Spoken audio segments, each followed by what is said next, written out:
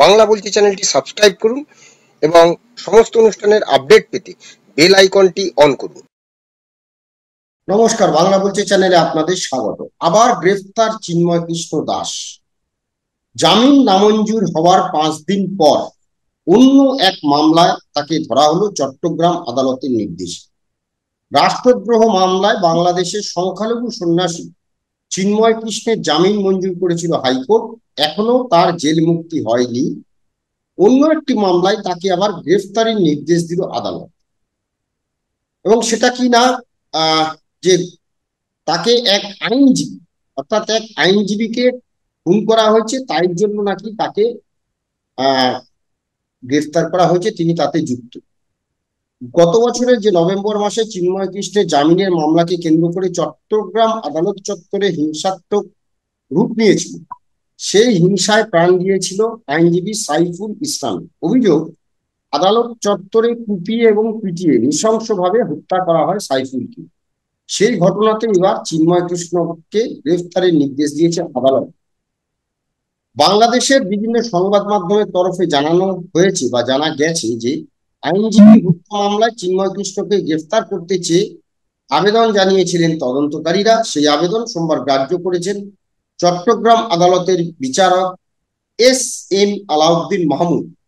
সোমবার এই সংক্রান্ত ভার্চুয়াল শুনানিতে সোম অ্যারেস্টের নির্দেশ দিয়েছেন তিনি। এই শুনানিতে চিন্ময় কৃষ্ণের পক্ষে কোনো আইনজীবী ছিলেন না বলে জানিয়েছে বাংলাদেশের সংবাদ মাধ্যম। আইনজীবীর মৃত্যুর পর সেই সংক্রান্ত 6টি মামলায় মোট 51 জনকে গ্রেফতার করেছিল পুলিশ।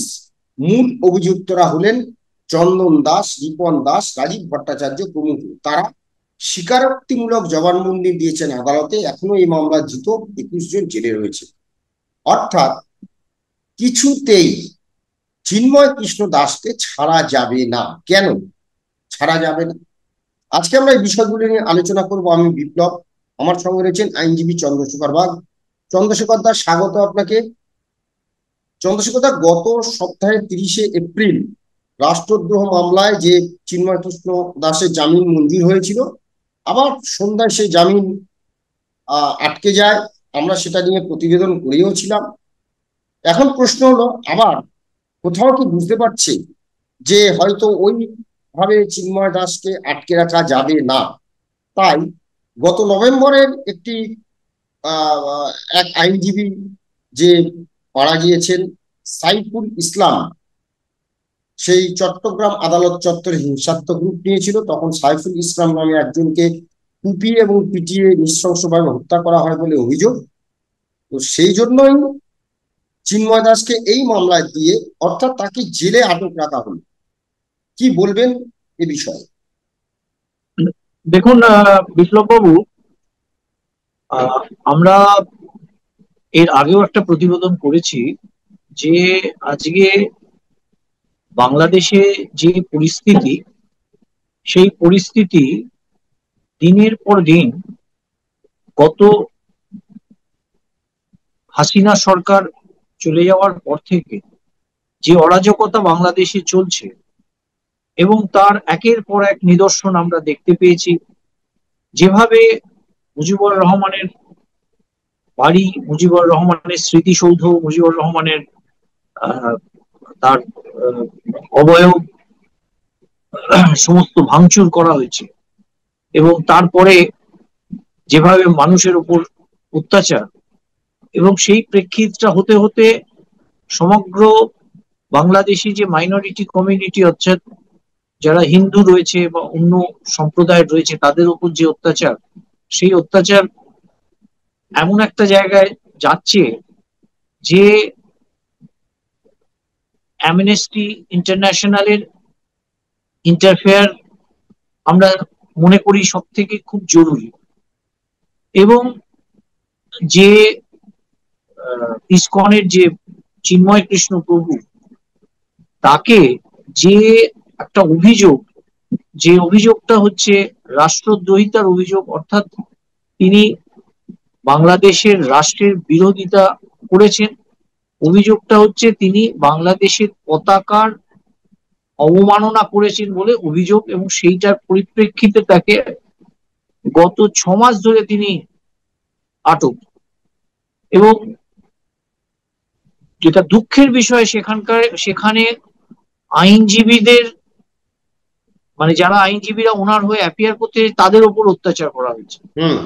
এবং তার পরবর্তী ক্ষেত্রে কিছু আইনজীবী তারা মানে যেহেতু এটা ফোকাসে আসে, এটা এত সারা ইন্টারন্যাশনাল মিডিয়ার এটা ছড়া সমস্ত নিউজ হয়, তারপরে বাংলাদেশ মানে সরকার বা বাংলাদেশে যে এখন ইউনূস যে সরকার রয়েছে আর কি, সেই সরকারের তরফ থেকে হয়তো কোনো সুবুদ্ধি উদ্বুদ্ধ হয়েছে, যার ফলে কিছু আইনজীবী তার হয়ে কোর্টে দাঁড়িয়ে সওয়াল করেন।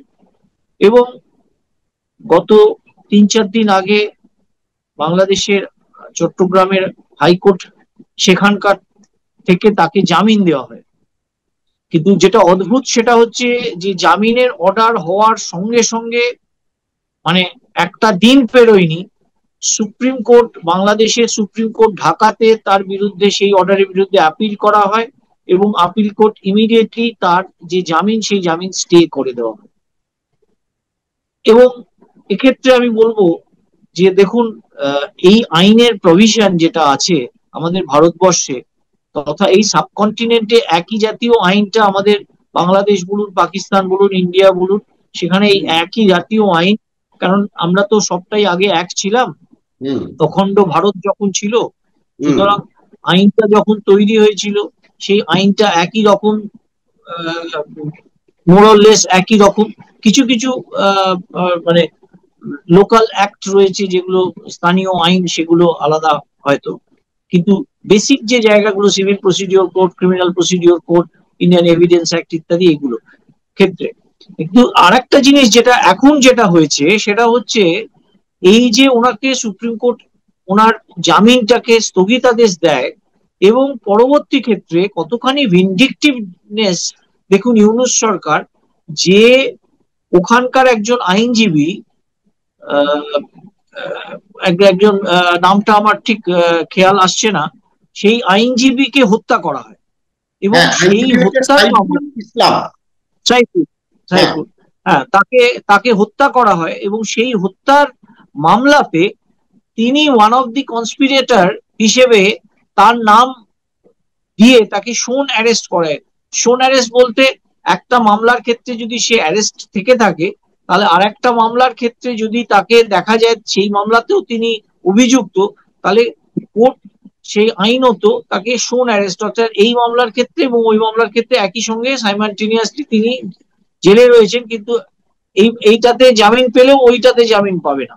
এখন ব্যাপার হচ্ছে যে এটার কারণটা যেটা বোঝার চেষ্টা করতে হবে যে ওখানকার হাইকোর্ট ওনার জামিন দিয়েছে, সুপ্রিম কোর্ট স্থগিতাদেশ দিয়েছে, কিন্তু সেটা যখন শুনানি হবে, শুনানি হওয়ার পর ওখানকার হাইকোর্টের অর্ডার যে আপহেল্ড হবে না সুপ্রিম কোর্টে, তার গ্যারান্টি নেই। অর্থাৎ কিনা সেখানে খুব প্রবণতা যে তার জামিনটা হয়তো সুপ্রিম কোর্টে হয়ে যাবে। সুতরাং সুপ্রিম কোর্টে যদি জামিনটা তিনি পেয়ে যান, তাহলে তিনি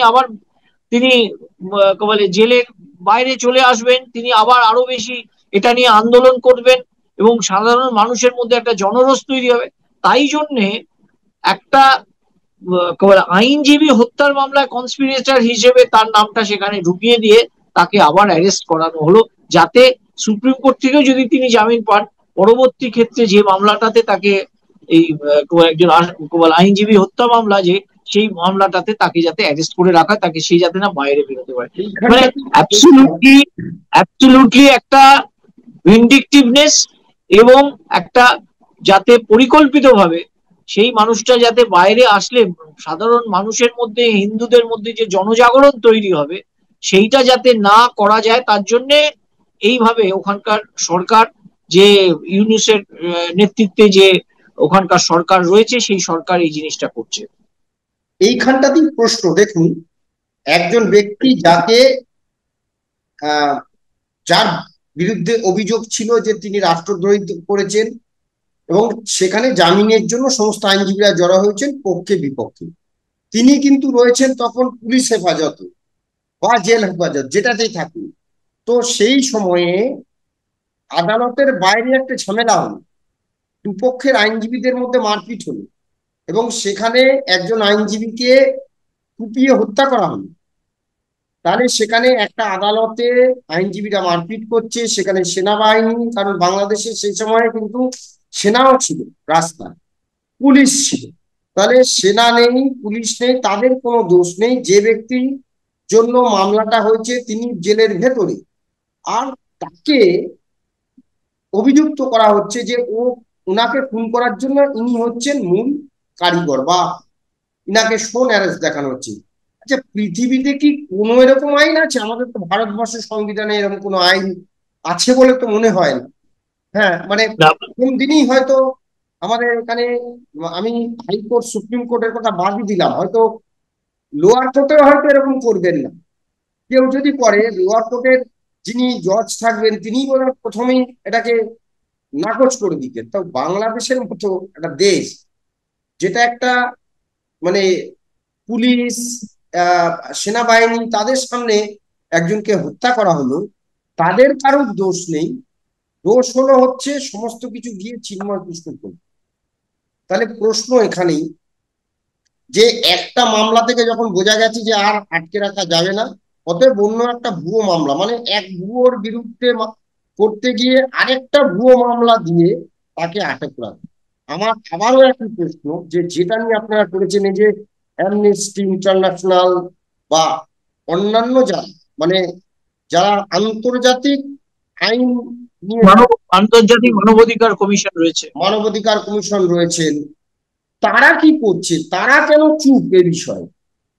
এইটা যদি, এবং শুধু তাই নয়, আপনি আগের দিন যেটা আমরা প্রতিবেদন করেছিলাম, ভালো একটা কথা বলেছিলেন যে ইসকন একটা আন্তর্জাতিক মানে সংস্থা, তাদের সারা বিশ্বে তাদের ভক্তের মানে ভক্ত রয়েছে, এবং যদি দেখা যায় টপ টপ যে সমস্ত সংস্থাগুলো, যেগুলো মানে আমরা বলি আন্তর্জাতিক সংস্থা, সেই সংস্থার প্রতিনিধিরা তার সঙ্গে যুক্ত, এই ইসকনের সঙ্গে যুক্ত, তাহলে এই যারা আমরা অ্যামনেস্টি বলছি বা ইন্টারন্যাশনাল মানবাধিকার কমিশন বলছি, যেগুলো যেগুলো রয়েছে, তাদের যারা অনেক প্রতিনিধি তারা যুক্ত, তারা কেন চুপ? তারা কেন কিছু বলছেন? বিপ্লববাবু, আপনি যে কথাটা বললেন, আমি সেটার উত্তর দেওয়ার আগে একটা জিনিস একটু আইনের একটু ব্যাখ্যা করে দিতে চাই। সেটার কারণটা হচ্ছে যে দেখুন, এই যে প্রভিশন, এই যে শোন অ্যারেস্ট, এটা কিন্তু আমাদের ভারতবর্ষের আইনেও রয়েছে, এবং এই অধিকাংশ ক্ষেত্রে এটা ব্যবহার করা হয় খুব যারা মানে আহ, একদম ক্রিমিনাল, ধরুন যারা জানি যে বেরোলেই আবার একটা কোনো ক্রিমিনাল অ্যাক্টিভিটিস এর মধ্যে করবে, মানে ডাকাত বা যারা রেপিস্ট বা ইত্যাদি, মানে খুব অথবা কোনো ধরুন এই সমস্ত আমাদের টাডা বা ইত্যাদি আইনের সঙ্গে যারা যুক্ত, তাদের ক্ষেত্রে এই জিনিসটা অনেক সময় পুলিশ বা রাষ্ট্র বা সরকার এটা অনেক সময় সেটা অ্যাপ্লাই করে, যে একটা কানেকশনের একটা মামলাতে যখন তারা অ্যারেস্ট হয়ে রয়েছে, আর একটাতে শোন অ্যারেস্ট করে রেখে দেওয়া। এখানে বুঝতে হবে এই যে টাইমিংসটা, এই টাইমিংসটা হচ্ছে যখন ওখানকার ওখানকার হাইকোর্টে যখন উনি জামিন পেলেন, জামিন পাওয়ার পরে ওনার এটা বোঝা গেল যে উনি ওনার বিরুদ্ধে যে অভিযোগ, সেই অভিযোগটার যাচাই করে ওখানকার বিচারপতিরা মনে করেছে তাকে জামিন দেওয়া যায়, এবং সেই জামিনটা গ্রান্ট করা হওয়ার সঙ্গে সঙ্গে স্থগিতাদেশের জন্য সুপ্রিম কোর্টে যাওয়া, এবং সুপ্রিম কোর্ট স্থগিতাদেশ দেয়। কিন্তু কোনো মেটেরিয়াল সেইভাবে নেই, এটা পরিষ্কার, যে কারণে যে সুপ্রিম কোর্টে যদি এই স্থগিতাদেশটা উঠে যায়, অর্থাৎ তিনি আবার জামিন পান, তাহলে সে তো বেরিয়ে যাবে। সুতরাং এই সময়টা আমি আমি এই জাংশনটাকে বলতে চাইছি, মানে বোঝাতে চাইছি, যে ঠিক সেই সময় ওই মামলার কানেকশনে ওনাকে শোন অ্যারেস্ট করা হলো। এইটা যদি, এই ঘটনাটা ঘটেছে বহুদিন আগে, তাহলে যদি তাকে শোন অ্যারেস্টই করা যেতে, তাহলে তারও আগে করা উচিত ছিল। এটা করেনি। এখন এই সময় যখন ওরা জামিনটা হওয়ার একটা মানে অলরেডি একটা কোর্ট হয়ে গেছে, মানে যেটা হাইকোর্ট, এবং সুপ্রিম কোর্টের থেকে যখন জামিনটা পেয়ে যাওয়ার একটা চান্স প্রবাবিলিটি যখন রয়েছে, সেই সময় ওটাকে শোন অ্যারেস্ট করে ওনাকে আবার আটকে দেওয়া, এটার এই টাইমিংসটা একটা খুব মারাত্মক, এবং এটা পারপাসফুলি এটা করা হয়েছে। এবং রাষ্ট্র বা ওখানকার সরকার বা যে এখনকার যে ওখানে কেয়ারটেকার গভর্নমেন্ট যেটা রয়েছে ইউনিসেফ দ্বারা, তারা সম্পূর্ণভাবে এই মানুষটা যাতে না বেরোতে পারে, কারণ তার বেরোনো মানেই সমগ্র বাংলাদেশের মধ্যে একটা হিন্দু জাগরণ হওয়ার মানে প্রচন্ড ভাবে হওয়ার চান্স। এবং সেটা হলে এবং তিনি যখন বেরিয়ে আসবেন, বেরিয়ে এসে আরো কিছু বিষোদাগার করবেন, এটা খুব স্বাভাবিক। এবং প্রেসের কাছে, কারণ তাকে নিয়ে অলরেডি ইন্টারন্যাশনাল বলে কোর্টের কাছে আমি নিজে অন্তত দ্বারস্থ হয়েছি যে ইন্টারন্যাশনাল কোর্ট অফ জাস্টিসে এই যে জেনোসাইড বাংলাদেশে হচ্ছে, হিন্দুদের উপর নিধন হচ্ছে, সেই হিন্দু নিধন বন্ধ করার জন্য international court of justice should interfere. But এখন এটা বুঝতে হবে যে এটা পরিকল্পিতভাবে এই সময়টাকে, যখন ওনার জামিন হওয়ার সময় ঠিক সেই সময় সেটাকে দেওয়া হলো। এবং এখন আপনি যে প্রশ্নটা করলেন যে এটা ভারতবর্ষ এই আইনের প্রভিশন রয়েছে, কিন্তু এক্ষেত্রে আমি বললাম যে এটা কিন্তু খুব একটা মানে প্রচন্ড রকম ক্রিমিনাল যারা, তাদের ক্ষেত্রে এই সোন অ্যারেস্ট করে এরকম করে আটকে রাখা হয় বিভিন্ন থানাতে, দেখা হয় যে। এবং কনস্পিরেসি এমন একটা জিনিস যেটা হচ্ছে, ধরুন তার বিরুদ্ধে অভিযোগ হচ্ছে কনস্পিরেসি, তিনি তো সেই সময় যখন ঘটনা ওখানে ঘটেছে তিনি কিন্তু সেখানে উপস্থিত নেই, তিনি জেলের মধ্যে রয়েছে। কিন্তু অর্থাৎ কিনা কনস্পিরেটর আর যে ঘটনাটার সঙ্গে ঘটিয়েছে, আমাদের আইন অনুযায়ী দুজনেই কিন্তু সেম। তার এবার এনার বিরুদ্ধে অভিযোগটা হচ্ছে ইনি ওখানে জেলে বসে প্ল্যান করে বলেছেন এরকম ঘটনা ঘটাও, তাই জন্য ওরা করেছে। এবং কিন্তু ওনাকে কখন এই কেসে কানেক্ট করা হলো, যখন ওনার জামিনটা হওয়ার সময়। একদম সম্পূর্ণভাবে এটা একটা ভিন্ডিকটিভনেস।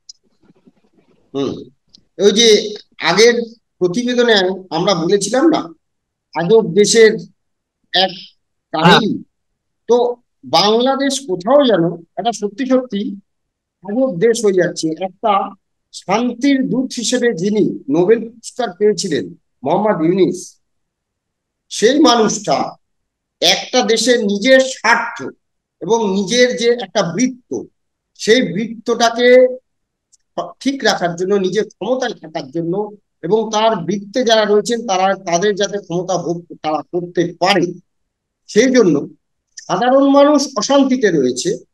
এবং সেই সাধারণ মানুষ অশান্তিতে রয়েছে এবং শান্তির দূত হিসেবে যিনি নোবেল পুরস্কার পেলেন, তিনি এখন অশান্তির দূত হিসেবে বাংলাদেশের সিংহাসনে বসে আছেন। তাই বলছি যে আজব দেশের এক রাজার কাহিনী আমরা শুনতাম ছোটবেলায়। তো আগের দিন যেরকম সত্যি সত্যি আমরা ওই আজব দেশের একটা কবিতা দিয়ে শুরু করেছিলাম, ঠিক আজকেও মনে হয় ওই মানে এই আজব দেশের যে আরো কত আজব কাহিনী আমরা দেখতে পাবো আগামী দিনে, সেদিকে নজর থাকবে। তবে এটা জিনিস যে আমরা প্রচুর ছবিও দেখেছি, হীরক রাজার দেশ থেকে শুরু করে নানা ছবি, যে কেউ জালিয়াতি করে বা দুর্নীতি করে বা যেভাবেই হোক, মানে ছল চাতুরি করে বেশি দিন কিন্তু ক্ষমতায় থাকা যায় না। মানুষ কিন্তু একদিন তাকে ওই টেনে নামাবে। তো সেই দিনটার জন্য বাংলাদেশের মানুষ অপেক্ষা করছেন যে এই আজব রাজাকে তারা কবে সিংহাসন থেকে টেনে নামাবেন। আমরা সেদিকেই নজর রাখবো। ধন্যবাদ চন্দ্রশেখর দা, ধন্যবাদ আপনাদের। সবাই ভালো থাকবেন। নমস্কার।